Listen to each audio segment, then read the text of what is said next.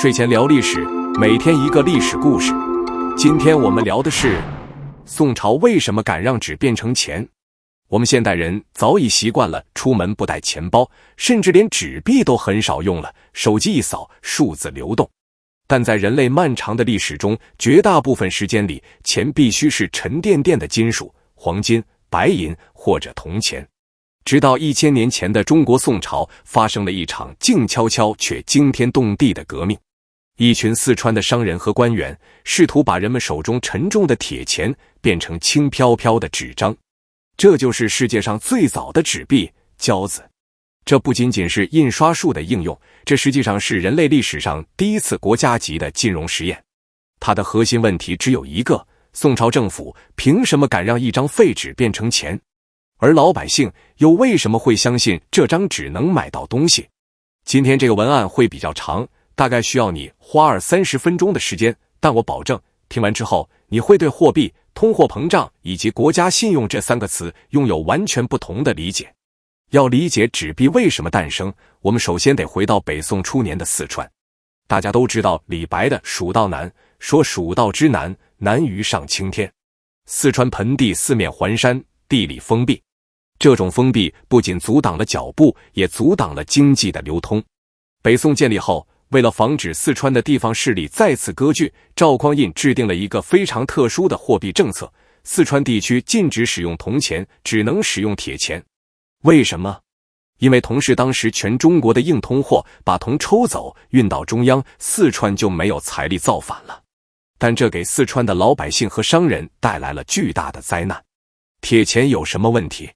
第一，贱，铁比铜便宜太多了，同样买1斗米，用铜钱可能只需要几十个，用铁钱得几百个。第二，重，史书记载，当时四川的铁钱买1匹骡，一种丝织品，需要2万个铁钱，重达500斤。你可以想象一下那个画面，你是一个成都的富商，你要去市场上买几匹布，你不是哪怕腰缠万贯，你是真的要拉着几大车的铁钱出门。当时的交易场景极其滑稽，谈生意的时候，双方不仅要点货，还要点钱，点那个堆积如山的铁钱。这哪里是做生意，简直是举重比赛。更要命的是，铁容易生锈，一旦受潮，这钱就烂了，没法用了。但是宋朝又是中国商业文明的巅峰，四川成都有着扬一1、2的美誉，经济极度繁荣，茶叶、丝绸、井盐的贸易量巨大。一方面是极度落后的货币工具，一方面是极度发达的商业需求。这种巨大的矛盾必须被解决。如果政府不解决，市场就会自己想办法。大约在宋太宗淳化年间，成都的民间市场上出现了一种新鲜事，有16家信誉最好、财力最雄厚的富商联手了。他们想，既然大家搬运铁钱这么痛苦，不如这样，大家把铁钱存到我们的铺子里，我们给你开一张收据。这张收据上写明你存了多少钱，盖上特殊的印章和密码花押。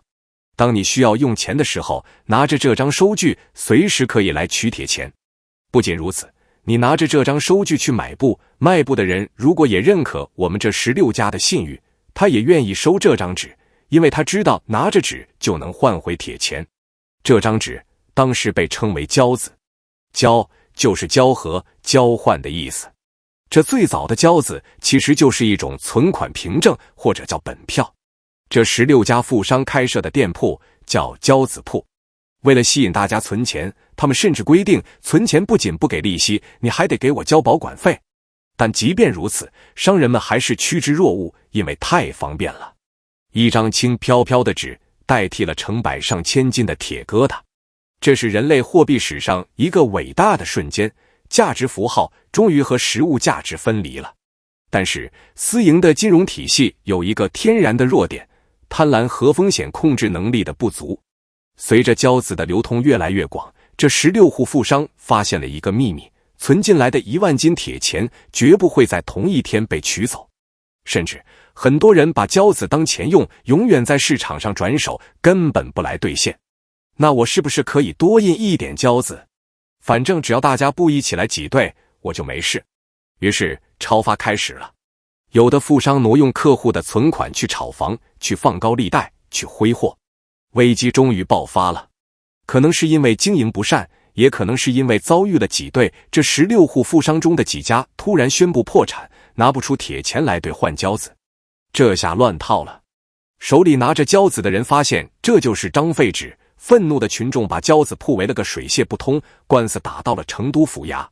这时候的四川地方官面临一个选择，是彻底禁止交子，退回到铁钱时代，还是想办法拯救这个虽然惹了祸，但确实好用的发明。如果是明清的官员，大概率是一禁了之，求个稳当。但宋朝的官员展现出了惊人的经济智慧。这一时期，几位关键的历史人物登场了，其中包括张勇和后来的薛田。他们敏锐地意识到，交子引发的动乱不是交子本身的错，而是信用出了问题。私人信用的上限太低，很容易崩塌。那什么东西的信用最高？国家。公元1023年，宋仁宗天圣元年，这是一个值得被铭记的年份。北宋政府在成都设立了益州交子务，这是世界上第一家中央银行的雏形。次年，也就是1024年，第一张官方发行的官交子正式面世，这才是真正意义上的货币。为什么这么说？因为宋朝政府为它设计了一套精妙绝伦的制度，这套制度哪怕放在今天看，都符合现代金融学的基本原理。我们来看看宋朝是怎么设计这个系统的。第一，准备金制度，这是最核心的一点。宋朝政府规定，发行交子必须有本钱，也就是铁钱储备金。历史记载，第一届官交子发行限额是1256340贯。为了支撑这个发行量，政府拿出了36万贯的铁钱作为准备金。大家算一下，36万除以125万，储备金率大约是 28%。这是一个惊人的数字。它意味着宋朝人早在11世纪就明白了部分准备金制度的原理，只要保证有 30% 左右的真金白银铁钱在库房里，就能支撑起 100% 的纸币流通，因为所有人同时来兑换的概率极低。第二，面额与防伪。最早的私交子面额是临手填写的，你存多少写多少，容易涂改。官交子将其改为固定面额，比如1贯至10贯不等，这就标准化了。同时，为了防伪，宋朝动用了当时最黑科技的造纸和印刷技术，用的是特制的储皮纸，也就是川纸，质地坚韧，难以仿造。印刷上使用了多色套印，不仅有红黑蓝杂色，还有乌木人物、金饰花纹，甚至加上了隐秘的暗号和官员的花押签名。这几乎就是现代钞票防伪技术的鼻祖。第三，借分制度 expiration date， 这是宋朝交子最独特也最聪明的一点。今天的美元、人民币只要不改版，理论上可以永远流通，但宋朝的交子是有效期的，每3年为一届。第一届交子发行3年后就到期了，老百姓必须在截止日期前拿着旧交子去交子务，要么兑换成铁钱，要么以旧换新，领取下一届的交子。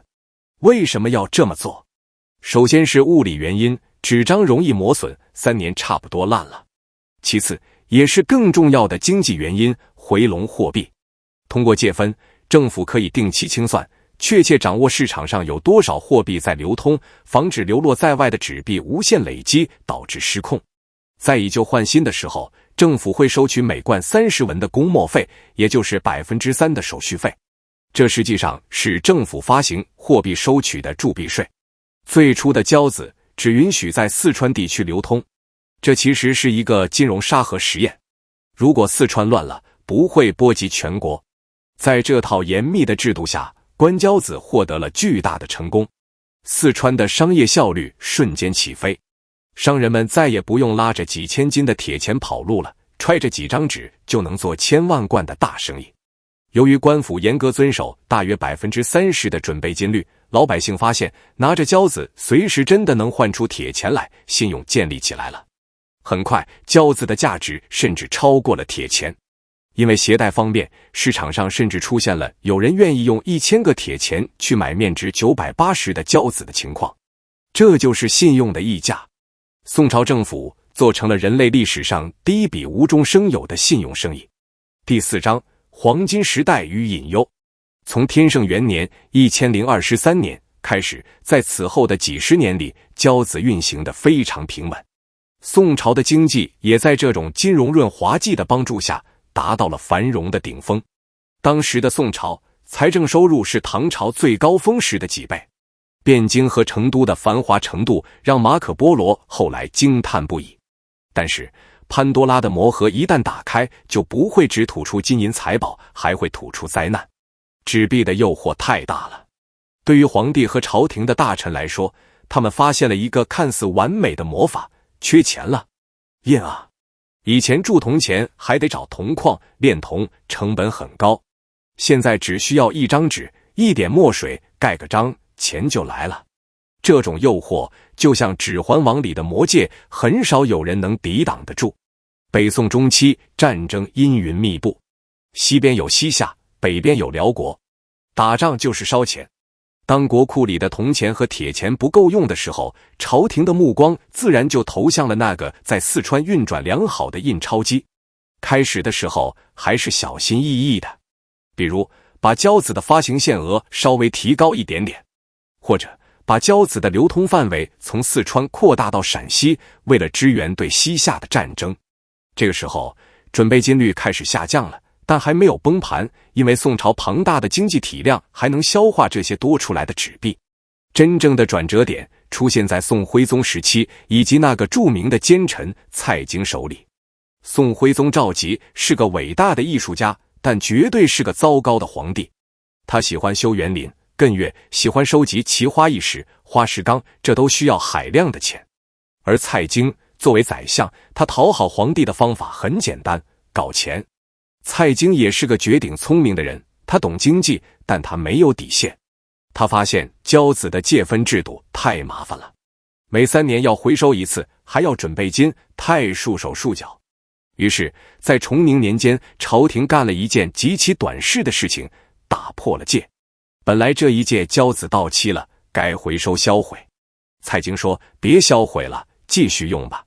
然后新的一届交子照样印，这就叫得新而不对旧。这一下市场上的纸币数量瞬间翻倍。更可怕的是，为了筹集军费和修园林的钱，朝廷开始大规模无限制地印制交子。原本严守的本钱、准备金被挪用殆尽。这个时候交子已经不再是代用货币，背后有铁钱支撑，而彻底变成了法币 Fiat Money， 完全靠国家信用支撑。但是国家信用是有限的，当老百姓发现手里的交子去交子物根本换不出铁钱，而且市面上的东西越来越贵时，恐慌开始了，交子开始大幅贬值。在四川，原本1贯1000文的交子，最后只能买到几十文钱的东西，甚至没人要在。为了挽救局面，宋朝政府做了一次更名。大观元年1107年改交子为钱银，名字改了，但把戏没变，依然是不兑现无准备金。通货膨胀如洪水猛兽，吞噬了宋朝民间的财富。那个曾经繁荣的四川，因为货币贬值，商铺倒闭，百姓破产。但这还没完，靖康之耻爆发了。北宋灭亡，赵构逃到南方建立南宋。按理说，有了北宋末年通货膨胀的惨痛教训，南宋应该谨慎了吧？并没有，因为南宋面临的财政压力更大，金国在北边虎视眈眈，每年还要给金国交巨额的岁币，钱从哪来？还得靠印。南宋时期，纸币叫会子，行在会子，在杭州发行的成为了全国性的货币。客观地说，南宋初期，在孝宗时期，对会子的管理还是比较克制的，吸取了教训，恢复了定期的借分，也努力维持币值稳定。但是随着蒙古铁骑的崛起，南宋陷入了长达几十年的灭国战争。这一回是真正的末日狂奔。为了支付庞大的军费，权臣贾似道等人开启了疯狂的印钞模式。我们要知道，任何金融工具在绝对的战争消耗面前都是无力的。当国家都要灭亡的时候，谁还在乎通货膨胀？南宋末年，会子发行量达到了惊人的天文数字，几贯、几百亿贯的印。这时候的纸币真的变成了废纸。老百姓上街买一把米，要背着一麻袋的惠子。曾经让西方人羡慕的点纸成金的魔法，变成了点金成纸的诅咒。1279年，崖山海战，南宋灭亡。伴随着大宋王朝沉入海底的，还有那个曾经辉煌一时，最终却泛滥成灾的纸币体系。元朝建立后，虽然也继承了纸币制度，发行了宝钞，但同样因为没有约束，最终导致了更剧烈的通货膨胀，加速了元朝的灭亡。直到明朝建立，朱元璋发行大明宝钞失败后，中国干脆在很长一段时间里放弃了纸币，退回到了白银和铜钱的实体货币时代。这一退就是几百年。回顾宋朝的交子实验，我们能看到什么？我们看到了1000年前中国人的智慧。在那个西方还在使用粗糙金属货币的黑暗中世纪，中国人已经发明了汇票、准备金制度、通胀调控机制。这是文明的早熟，是值得我们骄傲的创新。宋朝之所以敢让纸变成钱，是因为它拥有当时世界上最强大的商业网络和物资生产能力，以及一个只有在中央集权体系下才能诞生的庞大国家信用背书。但是，我们也看到了权力的贪婪。交子的兴起是因为它顺应了市场，解决铁钱沉重的问题；交子的崩溃是因为权力把手伸得太长，破坏了规则。货币的本质是信用。而信用的建立需要100年的小心翼翼，摧毁它只需要1天的肆意妄为。宋朝的纸币实验证明了一个经济学铁律：如果政府不能管住自己印钱的手，那么无论多么先进的金融发明，最终都会变成掠夺百姓财富的工具。今天，当我们使用纸币，甚至使用看不见摸不着的数字货币时，我们依然生活在宋朝人开启的这个逻辑里。我们相信手中的钱有价值，不是相信那张纸，也不是相信那个数字，而是相信背后的国家信用体系。历史是一面镜子，交子与国家信用的故事，在过去的1000年里不断上演，在魏玛共和国，在津巴布韦，在委内瑞拉。宋朝的交子是人类金融史上的一座丰碑，也是一块警示牌。它告诉我们，信用是黄金，但它比黄金更易融化。感谢观看本期时光 Glimmers。 如果你也想拾起这段历史的碎片，请在评论区告诉我。我是每天一个历史故事，我们下期见。